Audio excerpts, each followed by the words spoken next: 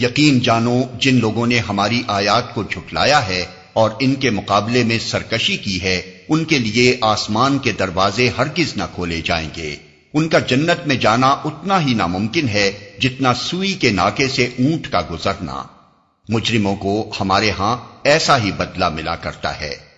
ان کے لیے تو جہنم کا بچھونا ہوگا اور جہنم ہی کا اوڑھنا، یہ ہے وہ جزا جو ہم ظالموں کو دیا کرتے ہیں، بخلاف اس کے جن لوگوں نے ہماری آیات کو مان لیا ہے اور اچھے کام کیے ہیں۔ اور اس باب میں ہم ہر ایک کو اس کی استطاعت ہی کے مطابق ذمہ دار ٹھہراتے ہیں۔ وہ اہل جنت ہیں جہاں وہ ہمیشہ رہیں گے۔ ان کے دلوں میں ایک دوسرے کے خلاف جو کچھ کدورت ہوگی اسے ہم نکال دیں گے۔ ان کے نیچے نہریں بہتی ہوں گی اور وہ کہیں گے کہ تعریف خدا ہی کے لیے ہے جس نے ہمیں یہ راستہ دکھایا۔ ہم خود راہ نہ پا سکتے تھے اگر خدا ہماری رہنمائی نہ کرتا۔ ہمارے رب کے بھیجے ہوئے رسول واقعی حق ہی لے کر آئے تھے۔ اس وقت ندا آئے گی کہ یہ جنت جس کے تم وارث بنائے گئے ہو تمہیں ان اعمال کے بدلے میں ملی ہے جو تم کرتے رہے تھے۔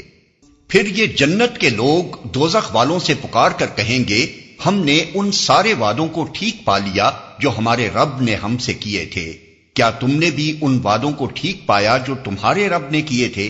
وہ جواب دیں گے ہاں۔ تب ایک پکارنے والا ان کے درمیان پکارے گا کہ خدا کی لعنت ان ظالموں پر جو اللہ کے راستے سے لوگوں کو روکتے اور اسے ٹیڑھا کرنا چاہتے تھے اور آخرت کے منکر تھے۔ ان دونوں گروہوں کے درمیان ایک اوٹ حائل ہوگی جس کی بلندیوں یعنی آراف پر کچھ اور لوگ ہوں گے، یہ ہر ایک کو اس کے قیافے سے پہچانیں گے اور جنت والوں سے پکار کر کہیں گے کہ سلامتی ہو تم پر۔